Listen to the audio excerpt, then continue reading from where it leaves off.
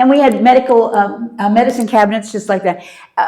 I don't need to tell you guys how, I guess the word is dirty, that the war was. And so battle casualties were really contaminated.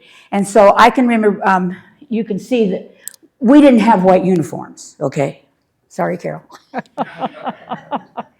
And I had, in my cargo pants, I would carry 3 or 4 bottles of penicillin.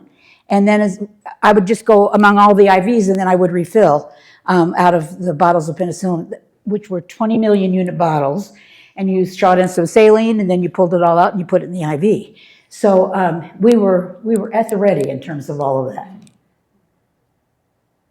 And I know the nurses in the room will recognize that we didn't have gloves. We're changing dressings, okay? No gloves. So, no PPE. So there we are. I don't think I was really happy with this surgeon.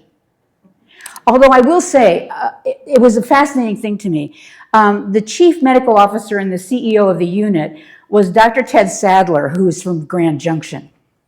And actually, Ted, I ran into him because I was doing some work trying to convince the medical society to do something, and probably pass nurse midwifery legislation, yes. And so I was working on that, and I ran into Ted. I said, Colonel Sadler? And he said, no, not anymore. He said, I got out, I'm retired now. And he said, I'm a practicing cardiovascular surgeon in Grand Junction. Anybody here from Grand Junction? Probably not. Okay, so anyway, every time Ted would come over to do some work with the medical society, he'd call me and we'd go have lunch. You know, I mean, he was absolutely, absolutely wonderful. At any rate, so he was the leader, if you will. And then we had one family practice doc, and he was a little strange. He had his medical degree from someplace in Thailand. He was American and Caucasian, and from someplace in Thailand. And he would run through the compound if we had incoming wounded, and he would run through yelling, "Dust off, dust off," like we didn't know, you know. And so he was a very unique individual. The rest of them, which I think was 13, the rest of the surgeons were all drafted out of the second years of their surgical residencies. And I have never worked with a finer group of surgeons in my life than what those guys were. And they were dedicated to our boys. Absolutely. When I got there, there was a guy from Boston, a surgeon from Boston, and we did not have, this doesn't mean anything to you guys, we didn't have a defibrillator. You know, if somebody's heart stops and you shock them, that's a defibrillator? Right, okay. We didn't have one because we were all working on World War II TO&E. And so here we were, and so he couldn't stand it. It just so happened that his family were friends of the Kennedys. 6 weeks later, we had a defibrillator. So you can see it's all about who you know. At any rate, this was not my favorite surgeon, but he still was pretty good. And there's Colonel Sadler on the right, half kind of cut off a little bit, but they're getting ready to make rounds. And they were, of course, with General Westmoreland. And so he was there several times, just like probably on the ship too, with the soldiers. Now the 173rd thought we ought to do some community outreach. And so we were running a clinic, a peds clinic, and my background, of course, is maternal child. And so this made sense to me, and I said, sure, I'll go help you.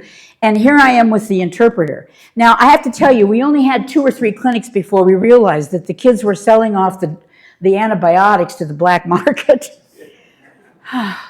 So we discontinued the peds clinic. But we went to orphanages and various other places. And this is my chief nurse, Major Van, who was just absolutely wonderful. And she was always working to find things to do that improved things for the soldiers. and for her nurses. She was just absolutely dedicated. But this is one of the orphanages. She built this fountain.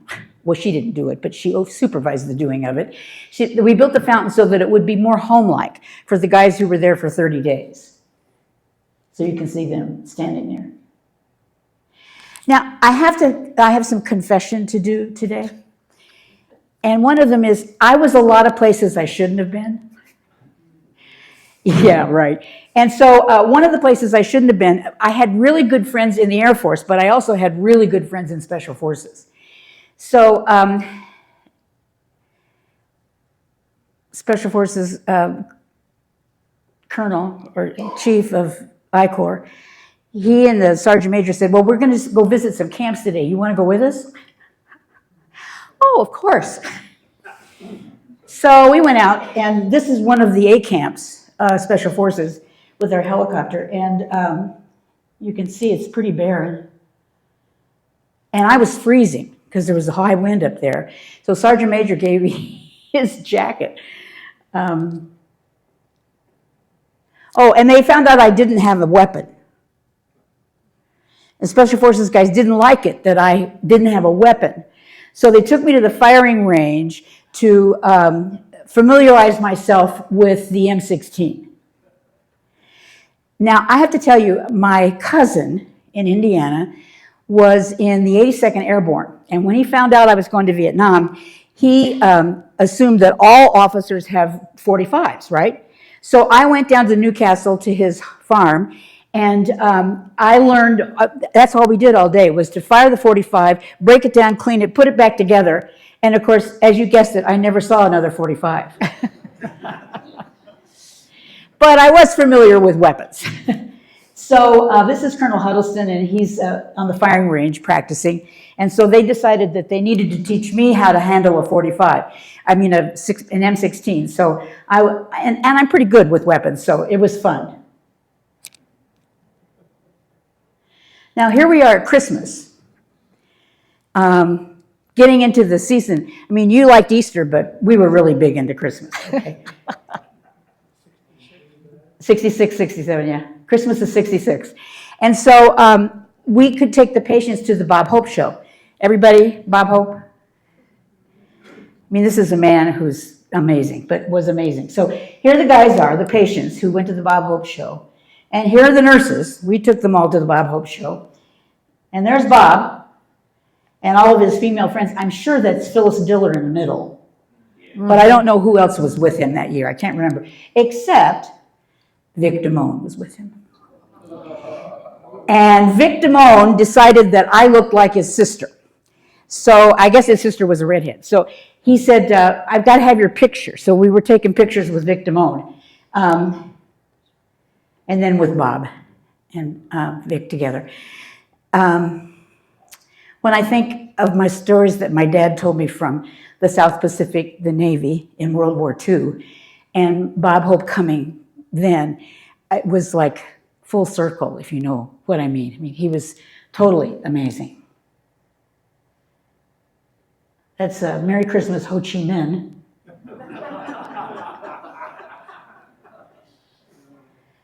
Okay, so now the Special Forces guys, of course, are jump qualified, as was the 173rd, of course. But the Special Forces guys were the ones who were out, maintaining jump status. And so they had to go jump, and they said, oh, well, come on, Karren. Come with us. Okay. I didn't jump, just so that you're clear about that. There's Colonel Huddleston and Sergeant Major. And there they go. So, jumping, fun, right? Maybe. Yeah, he's nodding hesitantly. But it was a beautiful picture.